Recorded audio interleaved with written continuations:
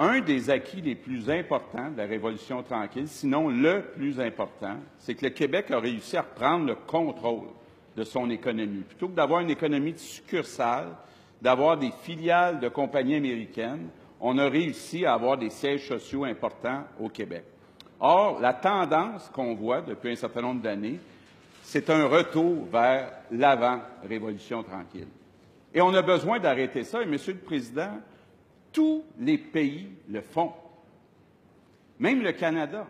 Même le Canada, sous les conservateurs, quand il y a eu une offre d'achat sur potache, sont intervenus pour empêcher la vente de potache. Regardez Alcan. On a vendu Alcan à Rio Tinto, qui a son siège social à Londres, mais ses actionnaires en Australie. Les Chinois ont essayé ensuite d'acheter Rio Tinto. Le gouvernement australien a dit « c'est pas à vendre, Rio Tinto ». Et c'est arrêté là, la transaction. Monsieur le Président, je l'ai vécu moi-même. Lorsque j'étais chez Air Transat, on essayait d'acheter des grossistes en voyage un petit peu partout dans le monde, entre autres en France, en Allemagne, en Angleterre, et à chaque fois, il y avait un bloc de 34 des actions qui n'étaient pas à vendre. Peu importe le prix, il n'était pas à vendre. Ce qu'on appelle une minorité de blocage. Et ce bloc d'actions était détenu par 2, 3 institutionnels, des fonds de pension, qui étaient reliés indirectement au gouvernement.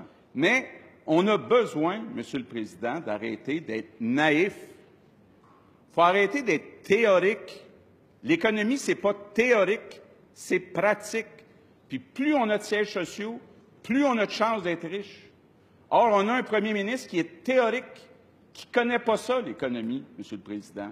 Et c'est ça qui est inquiétant, parce que actuellement, là, on avait au gouvernement libéral certaines personnes qui connaissaient ça, la partie pratique.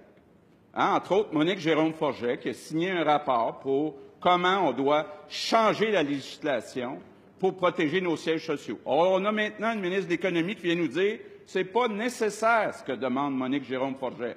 Donc, moi, je connais ça, Madame la ministre, moi, je connais ça, mais Monique Jérôme-Forget, elle ne connaît pas ça. Raymond Bachand, il ne connaît pas ça, lui non plus. Raymond Bachand, qu'est-ce qu'il a fait en 2012, quand la même compagnie Lowe's a essayé d'acheter Rona? Il a demandé à Investissement Québec de prendre un bloc d'actions, puis additionner au bloc de la Caisse, puis les franchisés, qui étaient actionnaires, il a fait un bloc de contrôle pour empêcher Lowe's d'acheter. La ministre, là, nous dit « Ah, ben la différence, c'est une OPA hostile versus une OPA amicale. » Ça n'a rien à voir. Ça n'a rien à voir. C'est vrai qu'il est un peu tard, même probablement trop tard dans le cas de Rona. Ça se prépare à l'avance. Actuellement, on a une trentaine de sièges sociaux stratégiques au Québec. Il faut s'assurer que la prochaine annonce, la semaine prochaine, que ça ne soit pas CGI, que ça ne soit pas la Banque nationale, que ça ne soit pas SNC-Lavalin. Il nous en reste une trentaine, Monsieur le Président. Donc, il faut dès maintenant, avant qu'il y ait une OPA déposée, faire une entente entre certains actionnaires qui participent à la gestion, mais avec nos institutionnels, oui, avec la Caisse de dépôt, mais oui, surtout avec Investissement Québec. Venons à la base, là, pourquoi c'est important de protéger nos sièges sociaux. Parce que c'est dans les sièges sociaux qu'on a les emplois les plus payants. Soyons concrets, les emplois à 100 000 $ et plus, c'est beaucoup dans les sièges sociaux. Or, il nous manque de sièges sociaux au Québec. Résultat, quand on regarde le revenu par habitant, le Québec est 10e sur 10. Je le répète souvent, puis je sais que le premier ministre est tanné de m'entendre parce que les chiffres, lui, il dit « il n'y a pas juste ça dans la vie, les chiffres ». Mais on est 57e sur 61. Pourquoi? Parce qu'on a besoin, comme nos voisins nord-américains, d'avoir plus de sièges sociaux, parce qu'il y a des jobs plus payants dans les sièges sociaux. Ça ne s'arrête pas seulement au siège social. Autour d'un siège social, il y a des fournisseurs. C'est pour ça que j'écoutais la ministre qui semblait laisser entendre que Bombardier, c'était stratégique, mais Rona, ce n'est pas stratégique.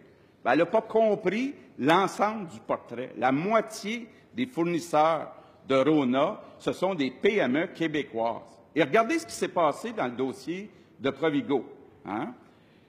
Je rappelle d'ailleurs, j'étais sur le conseil de Provigo avec Robert Chevrier, qui est aujourd'hui président du conseil de Rona.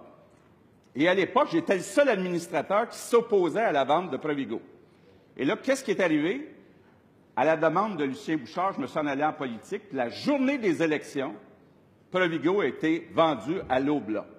Puis je connais très bien des fournisseurs, entre autres, je pense à Marcel Ostigui, Aliments Carrière, qui faisait les petits pois, les petites carottes, là, qui vendait chez Provigo.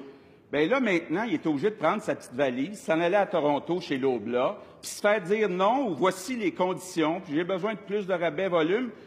Je vais vendre à la compagnie, M. le Président. C'est ça le résultat des courses, c'est qu'il y a beaucoup de petits fournisseurs qui ont décidé, c'est tellement compliqué de faire affaire avec l'Oblat que je vends ma petite compagnie. Mais il va arriver la même chose avec les fournisseurs de Rona.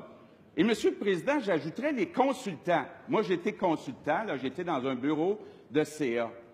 Allez parler aux associés des firmes de comptables, des firmes d'avocats. Ils vont vous dire c'est dramatique de perdre des sièges sociaux parce que pensez-vous que les dirigeants de l'OSE, là, quand ils vont choisir un avocat ou un comptable, qu'ils vont prendre un avocat ou un comptable québécois? Ben non! Ils vont prendre un avocat ou un comptable américain qui connaissent bien, en qui ils ont confiance, puis tout ce travail-là va être transféré aux États-Unis.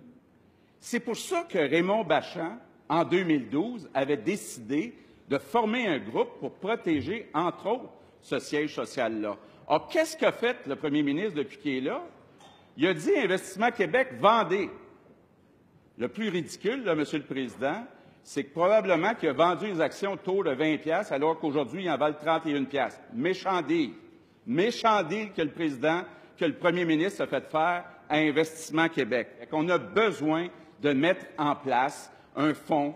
Je pense qu'on aurait besoin au moins d'une dizaine de milliards. Et, M. le Président, si on le fait à l'avance, regardez le rendement des compagnies québécoises, il est meilleur que le rendement en bourse. Donc, quel serait le risque pour Investissement Québec de prendre des blocs dans les entreprises stratégiques au Québec?